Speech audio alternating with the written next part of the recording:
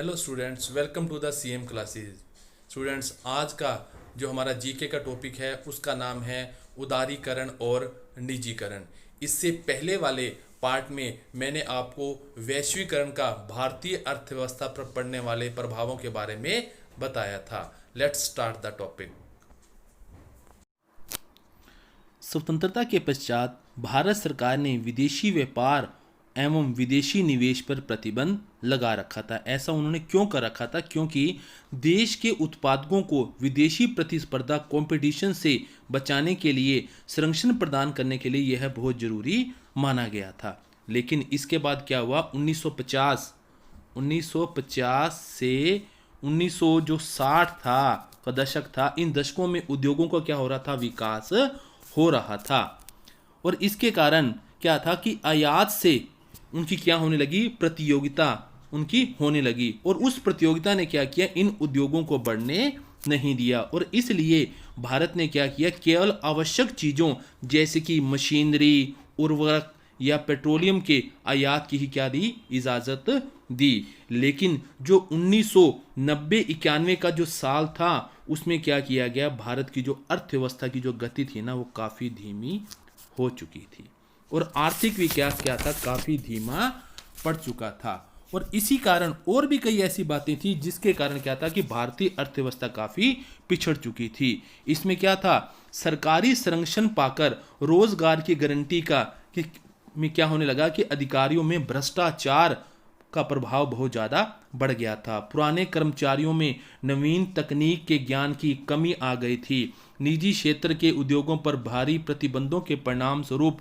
उनकी उत्पादन क्षमता थी, उस पर काफ़ी प्रतिकूल प्रभाव पड़ा था। और यही कारण था कि भारत को क्या करना पड़ा? नई आर्थिक नीति को अपनाना पड़ा। और इस नई आर्थिक नीति के तहत क्या था कि भारत ने 3 चीज़ों को अपनाया: उदारीकरण, निजीकरण और वैश्वीकरण।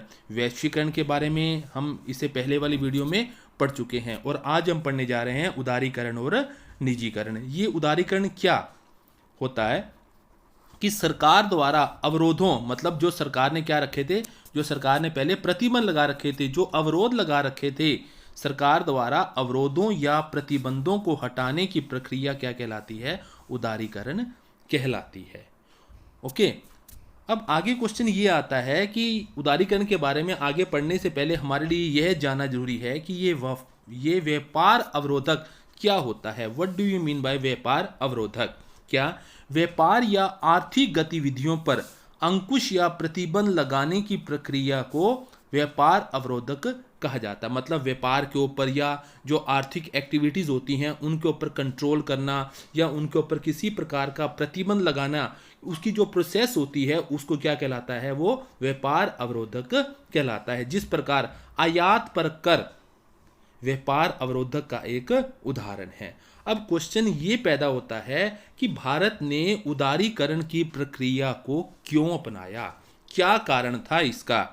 वैसे इस कारण के बारे में कर चुके हैं, लेकिन वास्तव में इसका मोस्ट इंपॉर्टेंट कारण क्या था कि 1990 और 1991 के दशक में क्या था कि सोवियत संघ का क्या हो गया था? पतन हो गया था। उसका कई भागों में विभाजन हो गया था। उसके पतन के बाद जो भुगतान असंतुलन था, इसका मतलब यह है कि रुपए की कीमत, डॉलर की कीमत क्या हो गई थी? अस्त व्यस्त हो गई थी, कम ज़्यादा हो रही थी। इसमें असंतुलन पैदा होने के कारण क्या चीज़ है कि भारत में क्या हो गया था कि उदारीकरण की प्रक्रिया को अपनाया था। अब क्वेश्चन ये आता है कि भारत में उदारीकरण की प्रक्रिया को किसके काल में कैसे अपनाया गया था? भारत में उदारीकरण की नीति को 1991 में अपनाया गया था। जब इसको अपनाया गया था तो उस समय कौन से प्रधानमंत्री थे? उनका नाम था पीवी नरसिम्हा राव। वो तो प्रधानमंत्री थे और उनके काल में उनकी सरकार में जो वित्त मंत्री कौन थे? डॉक्टर मनमोहन सिंह, जो कि बाद में क्या बने थे? भारत के प्रधानमंत्री बने थे। 2004 से लेकर 2014 तक 10 साल तक ये कौन रहे थे? भारत के प्रधानमंत्री रहे थे। तो इसके अंतर्गत क्या क्या बातें निश्चित की गई कि भारत में उदारीकरण के अंतर्गत क्या क्या किया गया? सबसे पहला पॉइंट था कि निजी क्षेत्र को, विशेष रूप से इसमें क्या किया गया था? निजी क्षेत्र को बढ़ावा दिया गया था। निजी क्षेत्र को लाइसेंस और अन्य प्रतिबंधों से क्या कर दिया गया था, मुक्त कर दिया था। पहले प्रतिबंध लगा रखे थे, लेकिन उदारीकरण की प्रक्रिया के परिणाम स्वरूप क्या किया गया था, उनको इन प्रतिबंधों से मुक्त कर दिया गया था। और क्या किया गया, पूंजीगत पदार्थ जिनके ऊपर काफी ज्यादा पूंजी लगती है तथा टेक्निक के आयात की क्या दे दी गई थी, निजी क्षेत्र को छूट दे दी गई थी। पहले इसके ऊपर प्रतिबंध लगा रखा था। औद्योगिक इकाइयों मतलब जो भी इंडस्ट्रियल्स जो इकाइयां थी, उनको बैंकों से पहले क्या होता था, काफी ब्याज देना पड़ता था। लेकिन अब उदारीकरण की प्रक्रिया के परिणाम स्वरूप क्या होने लगा कि जो औद्योगिक इकाइयां थी उनको बैंकों से कम ब्याज दरों पर ऋण की सुविधा उन्हें प्रदान कर दी गई। अगला पॉइंट क्या था, और क्या किया गया कि विदेशी निवेश को आकर्षित करने के लिए सरकार ने क्या किया, एक विशेष विभाग का गठन कर दिया जो कि इस व्यवस्था को देखेगा। और आगे क्या किया गया कि लघु उद्योगों की निवेश सीमा, पहले उनकी जो इन्वेस्टमेंट जो लिमिट थी वो कितनी काफी ज्यादा कम थी, लेकिन इस उदारीकरण की प्रक्रिया के परिणाम स्वरूप वो निवेश सीमा 3 करोड़ रुपए कर दी गई जो लघु उद्योगों थे। और जो अति लघु उद्योग थे उनकी निवेश सीमा को बढ़ाकर कितना कर दिया गया, 25 लाख कर दिया गया। नेक्स्ट आगे क्या आता है टॉपिक आपका, विश्व व्यापार संगठन। ये विश्व व्यापार संगठन क्या था, क्या विश्व व्यापार संगठन। विश्व व्यापार संगठन की स्थापना कब हुई थी, 1 जनवरी 1995 को विश्व व्यापार संगठन की स्थापना हुई थी। इसकी स्थापना की किसने थी कि संयुक्त राष्ट्र यूनाइटेड नेशन ऑर्गेनाइजेशन के जो सदस्य राष्ट्र थे उन्होंने आपसी व्यापार को बढ़ावा देने के लिए क्या किया गया था, विश्व व्यापार संगठन की स्थापना कब की थी, 1 जनवरी 1995 को इसकी स्थापना की थी। ये क्या है, ये एक प्रकार का अंतरराष्ट्रीय संगठन है जो क्या करता है कि अंतरराष्ट्रीय स्तर पर क्या करता है, व्यापार से संबंधित नियमों को बनाता है, कानूनों को बनाता है। 1916 से पहले इसके सदस्यों की संख्या काफी कम थी, लेकिन 2016 के नवीन आंकड़ों के अनुसार इसके सदस्य राष्ट्रों की संख्या कितनी है, 164 है। और भारत भी विश्व व्यापार संगठन का, वर्ल्ड ट्रेड ऑर्गेनाइजेशन का क्या है, इसका सदस्य है। और ये विश्व व्यापार संगठन करता क्या है, ये क्या करता है, मुक्त व्यापार को बढ़ावा देता है। ये मुक्त व्यापार क्या होता है, मतलब क्या है कि बिना किसी रोक टोक के एक देश दूसरे देश में व्यापार कर सकता है, उसके ऊपर किसी प्रकार का कोई भी प्रतिबंध नहीं है। और इसका जो सेक्रेटरीट है, सचिवालय है, वो कहाँ है, जिनेवा स्विट्जरलैंड में इसका सचिवालय है, इसका ऑफिस है। अब क्वेश्चन ये बनता है आगे कि जो विश्व व्यापार संगठन है कि उसका भारत पर क्या प्रभाव पड़ा है। इसके जो प्रभाव हैं विश्व व्यापार संगठन के भारत पर, इसके अनुकूल प्रभाव भी पड़े हैं और इसके प्रतिकूल प्रभाव भी पड़े हैं। ओके, तो सबसे पहले हम इसके क्या करेंगे, इसके अनुकूल प्रभाव। अनुकूल मतलब भारत के इसके पॉजिटिव फैक्ट्स क्या पड़े हैं। पहला क्या कि अन्य देशों के साथ व्यापार के अवसर।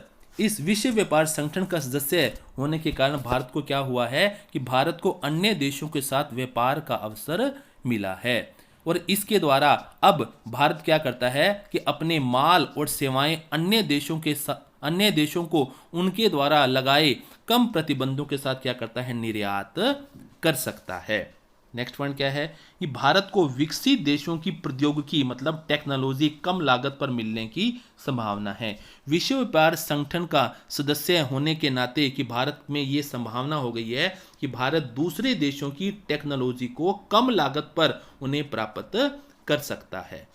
ये तो थे इसके अनुकूल प्रभाव, लेकिन इस विश्व व्यापार संगठन के भारतीय अर्थव्यवस्था पर क्या है, कुछ प्रतिकूल प्रभाव भी पड़े हैं, नेगेटिव इफेक्ट्स भी पड़े हैं। क्या नेगेटिव इफेक्ट्स पड़े हैं इस विश्व व्यापार संगठन के, क्या पहला क्या है कि विश्व व्यापार संगठन के बहुत से वर्तमान नियम विकासशील देशों के पक्ष में नहीं हैं। कि विश्व व्यापार संगठन के जो इन्होंने जो नियम बना रखे हैं, जो कानून बना रखे हैं, वो कानून विकासशील देशों के पक्ष में हैं और भारत जैसे विकासशील देशों के वो नियम क्या है, काफ़ी विरुद्ध हैं, वो पक्ष में नहीं हैं। जिसके कारण क्या है, भारत जैसे विकासशील देशों को काफ़ी समस्याओं का सामना करना पड़ता है। इसका दूसरा प्रतिकूल प्रभाव क्या है कि इस बात की आशंका जताई जा रही है कि विश्व व्यापार संगठन की जो भी शर्तें हैं या इसके जो नियम हैं उनको मान लेने से भारत में क्या है कि भारत की जो बहुत सी जो जीवन रक्षक जो दवाएं हैं उनके मूल्यों में क्या हो जाएंगे, काफ़ी ज़्यादा बढ़ोतरी हो जाएगी। इस कारण से इस विश्व व्यापार संगठन के भारत पर क्या है, इसके कुछ प्रतिकूल मतलब क्या है कि इसके कुछ प्रतिकूल प्रभाव भी पड़े हैं और इसके कुछ अनुकूल प्रभाव भी पड़े हैं। अब हम इसकी एक टर्म और करने जा रहे हैं। वो टर्म कौन सी है, जैसे कि मैंने आपको पहले बताया था कि जब भारत ने क्या उदारीकरण मतलब कि क्या था कि जब नई आर्थिक नीति अपनाई थी तो 3 विषयों की ओर भारत ने क्या किया था, विशेष ध्यान दिया था। वो 3 विषय कौन से थे, उदारीकरण और निजीकरण और वैश्वीकरण। उदारीकरण के बारे में और वैश्वीकरण के बारे में हम थोड़ा इससे डिटेल में पढ़ चुके हैं और अब हम पढ़ने जा रहे हैं निजीकरण। ये निजीकरण क्या होता है, इसका मतलब क्या होता है, इसका मतलब ये होता है कि इसके अंतर्गत उत्पादन और वितरण के साधनों के ऊपर किसी एक व्यक्ति या संस्था का मतलब अधिकार होता है, निजी अधिकार होता है। वही इसका जो प्रॉफिट एंड लॉस होता है वो ही उसके अकॉर्डिंग होता है। और इस निजीकरण के क्या इसके भारतीय अर्थव्यवस्था पर इसके मतलब क्या चीज़ है, हम ये कह सकते हैं कि इसकी क्या गुण भी, क्या इसकी इंपॉर्टेंस है, किस कारण से भारत में निजीकरण की व्यवस्था को क्या किया गया था, अपनाया गया था। इसके कई कारण थे भारत में निजीकरण की व्यवस्था को बढ़ाने के, और आजकल भी जो आज की जो इकोनॉमी है उसमें भी क्या किया जा रहा है, निजीकरण को बढ़ावा दिया जा रहा है। क्यों बढ़ावा दिया जा रहा है, क्योंकि इसके अंतर्गत जो कंपनियां हैं उन कंपनियों की जो उत्पादन क्षमता है, उत्पादन जो क्षमता है उसमें क्या होती है, उसकी वो दर उसकी वो बढ़ जाती है। और इसके कारण क्या होता है कि जो कंपनियों की मतलब जो वस्तुएं होती हैं उनमें क्या आती है, कीमतों में उनकी क्या आ जाती है, कीमतों में कमी आ जाती है इन निजीकरण के कारण। और निजीकरण के कारण और क्या आता है कि लोगों को क्या होता है, अच्छी किस्म की जो वस्तुएं होती हैं वो कम कीमत पर उन्हें क्या हो जाती हैं, उपलब्ध हो जाती हैं। लेकिन इसका मतलब ये नहीं है कि इस निजीकरण के कारण कुछ इसका दुष्प्रभाव ना पड़ा हो। इसके कई दोष भी हैं। वो क्या है कि इसके अंतर्गत जो कंपनी मालिक हैं वो क्या करते हैं, वो मजदूरों का शोषण करते हैं। वो क्या करते हैं कि मजदूरों से क्या करते हैं भी, काम तो क्या करते हैं, मजदूरों से काम अधिक करवाते हैं उनसे, लेकिन वेतन क्या देते हैं उन्हें, वेतन कम देते हैं। और क्या होता है कि इसके कारण कि आर्थिक विकास के लिए क्या है कि जो विकासशील देश हैं वो कर्ज के बोझ के नीचे क्या होते हैं, कर्ज में डूब जाते हैं। कर्ज में डूबना जो विकासशील देश हैं। और इसके कारण क्या चीज़ है, निजीकरण के प्रभाव के चलते कंपनी के मालिकों ने नई तकनीक का प्रयोग किया, जिसका श्रमिकों का जो रोजगार था उसमें क्या आया, रोजगार में कमी, रोजगार में कमी। इस निजीकरण के कारण क्या हुआ, रोजगार के अंदर क्या हुआ, काफी कमी देखने को मिली। स्टूडेंट्स, आज का हमारा जो जीके का टॉपिक था यहीं समाप्त होता है। मिलते हैं नेक्स्ट लेक्चर में किसी नए विषय के साथ। तब तक आप खुश रहें, स्वस्थ रहें और अपने आसपास सफाई बनाए रखें। जय हिंद।